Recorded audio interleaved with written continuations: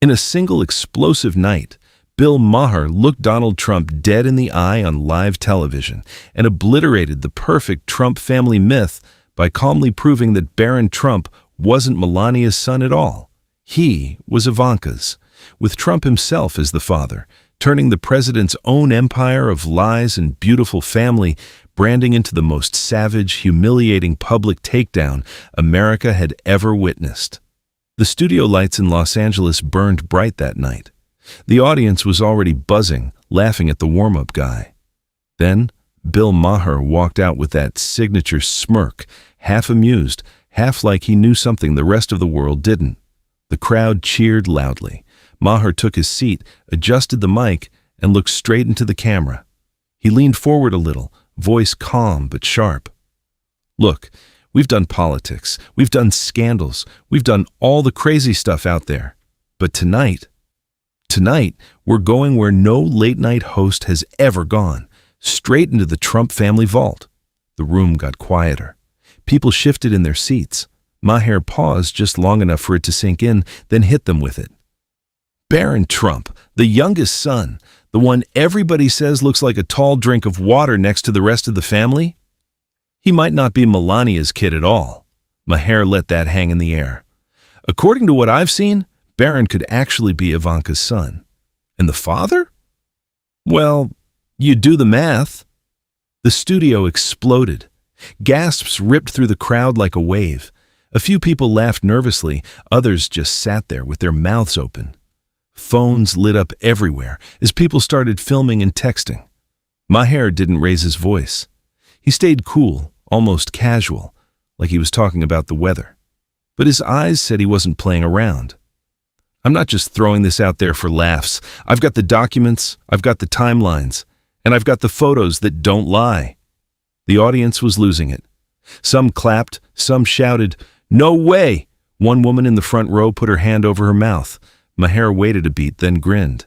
"Yeah, I know, it sounds insane, but stay with me, because this isn't some wild rumor I heard in a bar. This is stuff that's been hiding in plain sight for years, birth records that don't quite add up, public appearances that make you scratch your head, and family pictures where the resemblance is, let's just say, hard to ignore." He pointed at the big screen behind him. Side-by-side shots of young Barron and Ivanka popped up. The crowd leaned in. Whispers turned into full conversations. Maher kept going, voice steady. "Trump's already watching this. I guarantee it. And tomorrow night we start laying out the evidence. Real stuff, not gossip. The kind that makes you wonder how this stayed quiet for so long." The energy in the room was electric now. People were on the edge of their seats, half shocked, half hooked. Maher wrapped the segment with one final line, delivered flat and cold. "Evidence starts next segment. And Mr. President, if you're watching, you might want to buckle up." The lights dimmed as the band hit a hard note. The audience roared. Nobody was leaving their seats. Within 2 hours, Donald Trump fired back hard, exactly the way everybody expected him to. He posted a video on Truth Social first, sitting at his desk in Mar-a-Lago, face serious, finger pointing straight at the camera.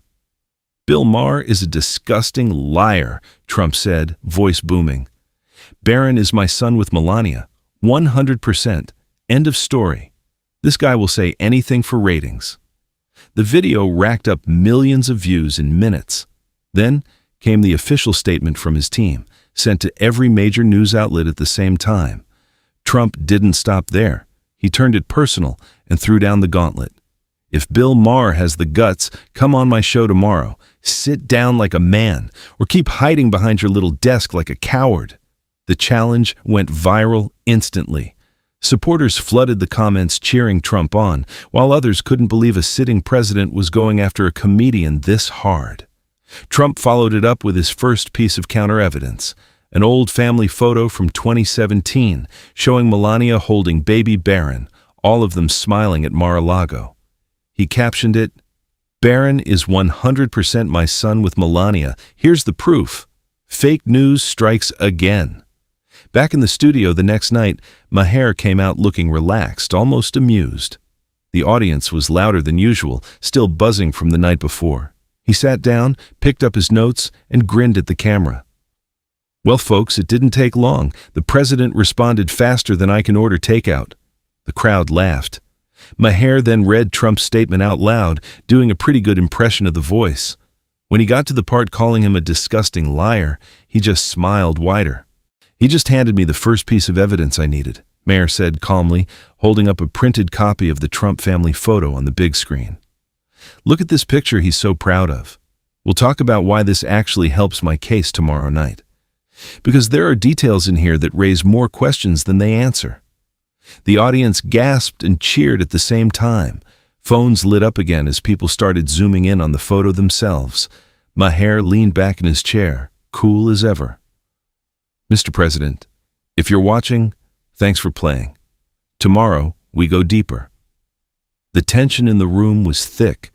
Everyone could feel the fight was just getting started. Maher wrapped the segment with a direct look into the camera. "Tomorrow night, I'll show you exactly why that photo proves me right. Buckle up, America. This is far from over." The crowd erupted as the lights went down. The studio was packed wall to wall the next night. Word had spread fast, and people were crammed into every seat, some even standing along the sides with their phones ready. Bill Maher walked out to thunderous applause, but he didn't smile big or wave like usual.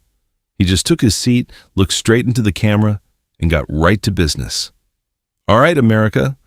Last night the president called me a disgusting liar. Tonight I'm showing you the receipts. Let's start with the actual documents." The massive screen behind him lit up with high-resolution copies of birth records, hospital paperwork, and official filings, all blown up large enough for the back row to read. Maher pointed with a laser pointer, calm as ever. "Look at Barron's birth certificate. March 20th, 2016.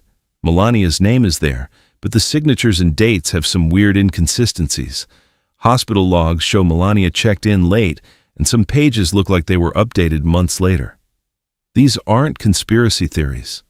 These are copies I've had verified. And when you line them up with public schedules, things stop adding up real quick." He leaned forward and broke down the timeline in plain English so everyone could follow. Barron is born in March 2016. But go back to late 2015 and early 2016. Melania's public appearances drop off sharply. She canceled events, stayed out of the spotlight for weeks at a time. Meanwhile, Ivanka was everywhere. New York, D.C., traveling constantly, but with strange gaps right around the conception window and the later months. Flights logged, hotel records, charity events she suddenly skipped. I'm not making this up. These are public records anyone can check. When you put the puzzle together, it raises serious questions about who was really carrying that baby.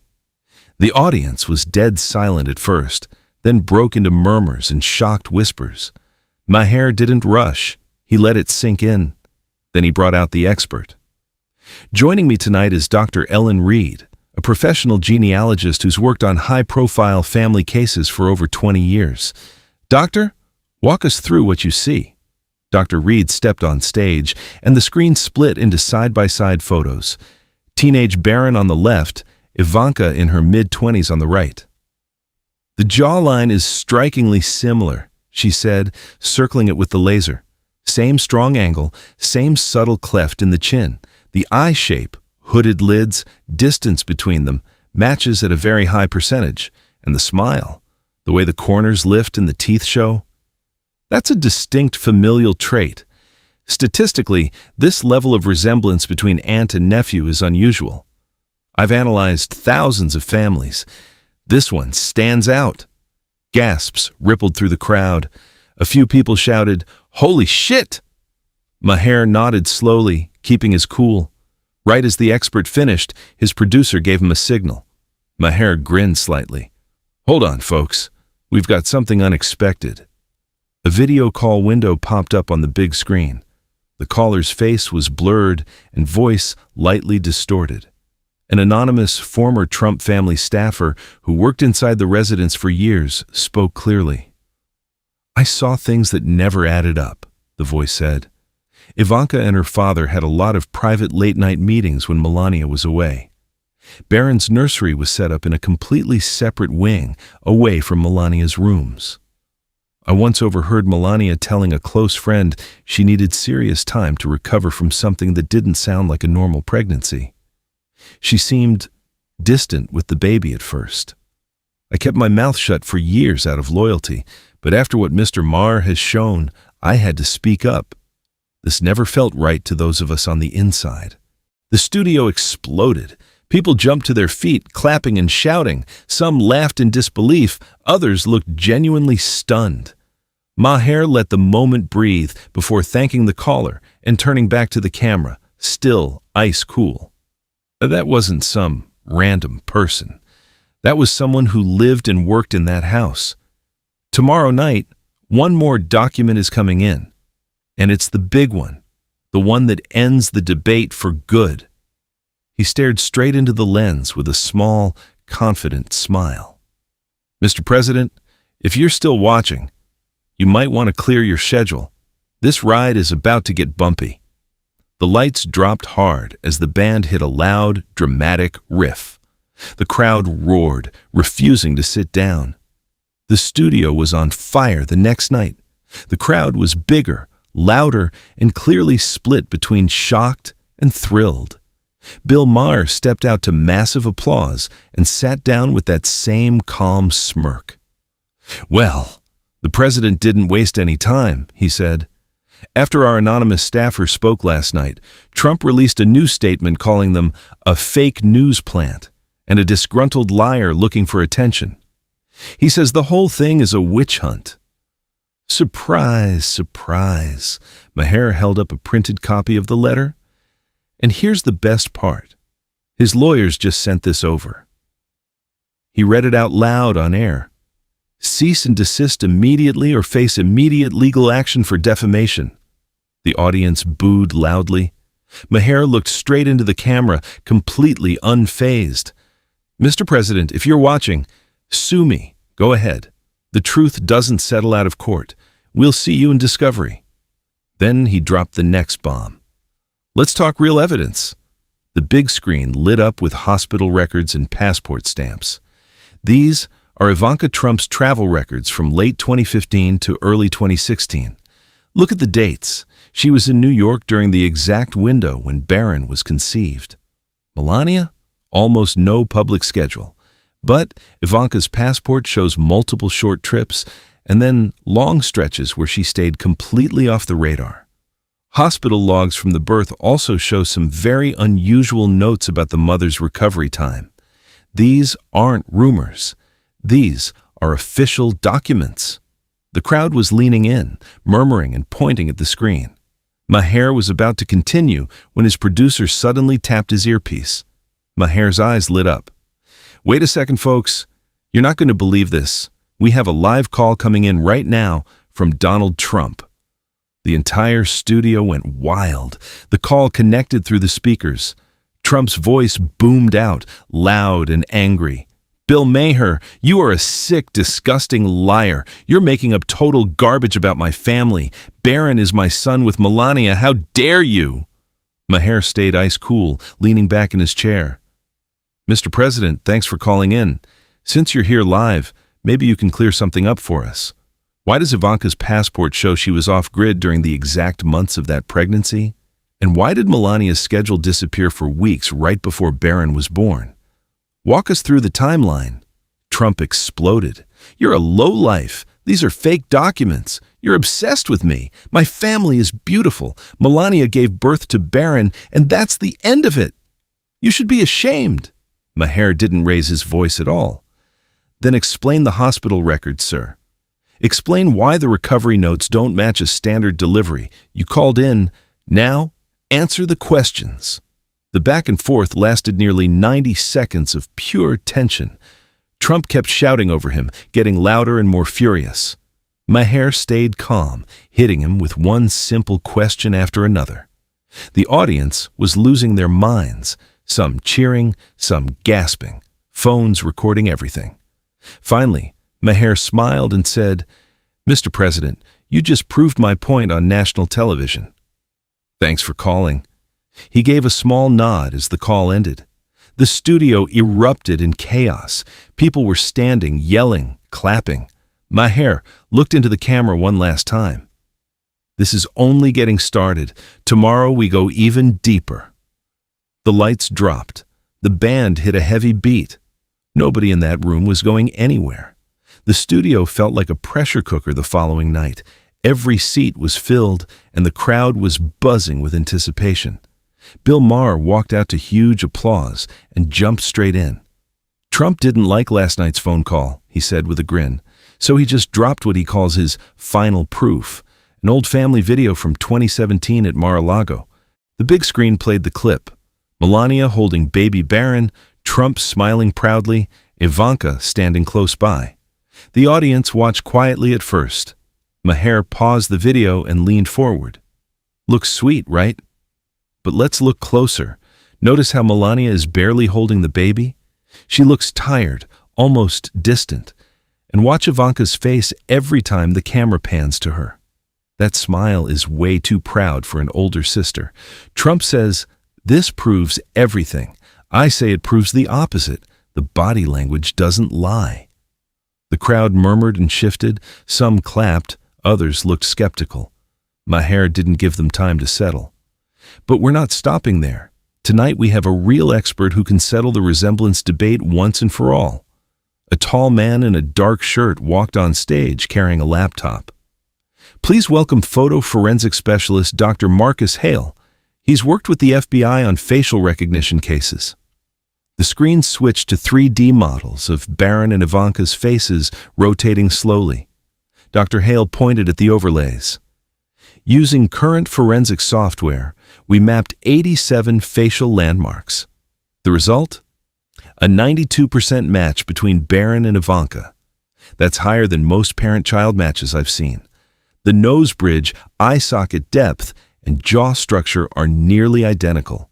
Statistically, this is extremely rare for a supposed aunt-nephew relationship. The audience erupted. Gasps, shouts, and nervous laughter filled the room. Phones lit up everywhere as people recorded the 3D comparison. Maher nodded, letting the expert's words hang heavy in the air. Then came the moment that stopped everyone cold. "We just received a video clip from a second witness," Maher announced. "This one is a former Mar-a-Lago housekeeper who worked there in 2016. She asked us to blur her face." The screen cut to a short, shaky video. A woman's voice spoke clearly. "I was cleaning the private residence when I heard Melania on the phone. She said, 'I can't pretend forever. This wasn't supposed to be my burden.' She was crying. This was 2 months after Barron was born. I never forgot it. I stayed quiet until now." The studio exploded. People jumped up yelling. Some cheered, some looked stunned. Maher let the chaos roll for a few seconds before raising his hand. "That's not edited, that's raw. Someone who worked inside Trump's own home." He turned directly to the camera, eyes sharp. "Mr. President, this is your last chance to clear the air. Come on my show tomorrow. 30 minutes live. No script, no handlers, just you and me answering questions in front of America. What do you say?" The crowd roared in approval. Maher smiled confidently. "Ball's in your court." Before the segment even ended, Trump's tweet popped up on the big screen. The audience screamed when they saw it. "I'm coming for you, Bill, tomorrow night. Be ready. This ends now. Donald J. Trump." Maher read it out loud and chuckled. "Well, folks," he accepted. "Tomorrow we go head-to-head. Don't miss it. This could be the biggest night in late-night television history." The lights cut to black as the band blasted a dramatic riff. The entire studio was on its feet, chanting and cheering.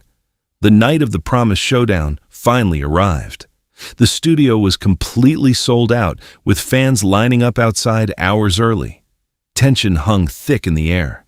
Bill Maher's team had 2 experts ready backstage, documents locked and loaded. On the other side, Trump's people were firing off last-minute statements, calling the whole thing rigged television garbage. America was watching. Social media was already trending #Maher Trump Showdown even before the show started. Maher walked out to a deafening roar. He sat down, looked straight into the camera and said, "He said he was coming. Let's see if he shows up." The big screen lit up with a live satellite link. Donald Trump appeared from Mar-a-Lago, seated at his desk, red tie tight, face already serious. "Bill Maher, you've gone too far," Trump started immediately. "This is fake news at the highest level." Maher stayed calm. "Mr. President, we have two experts here tonight, Dr. Reed and Dr. Hale. They're going to walk you through the evidence. Then you can respond." The experts stepped forward and presented the 3D facial match again, plus the new hospital timelines. Trump interrupted constantly, calling it nonsense and witch hunt. The back and forth grew hotter by the second. Then, Maher dropped the biggest revelation of all. "We just received this from a former assistant at Trump Organization," he said. The screen displayed an old internal email dated February 2016. Maher zoomed in on one line. "Confirming the arrangement for Barron. Full discretion required. Ivanka will handle primary coordination." The studio went dead silent for a split second, then exploded with gasps and shouts. Trump's face turned deep red on the satellite feed. "That email is fake! Totally fabricated! You're a liar, Maher! A total lowlife!" His voice got louder and louder. "This is all lies! Barron is my son with Melania. You're destroying my family for ratings!" Maher didn't flinch. He waited for Trump to finish yelling, then leaned forward and asked one final ice-cold question. "Then why does this email, sent from your own company server, use the exact same phrasing your assistant confirmed under oath last week?" The studio fell completely silent. You could hear a pin drop. Trump stared into the camera, mouth open, no quick comeback ready. For the first time all night, he looked stunned. Maher let the quiet hang for 3 long seconds before speaking again. "Mr. President, you just proved my point on national television." The audience lost their minds. People jumped to their feet, screaming, cheering, and chanting. Phones lit up the entire room as everyone recorded the moment. Social media exploded instantly. Hashtag Maher vs. Trump was trending worldwide within minutes, with millions of clips going viral. Maher looked straight into the camera one last time, calm as ever. "Some secrets are too big to stay buried, no matter how powerful you are." He gave a small nod as the band hit a final dramatic note. The crowd roared even louder, refusing to sit down. But before the credits rolled, Maher added one last line with a knowing smile. "This story is far from over, folks. Way from over. Stay tuned, because we're just getting started." The lights faded to black. The entire country was left breathless, buzzing, and already refreshing their feeds for what might come next. The final explosion had landed, and nobody knew where this would end.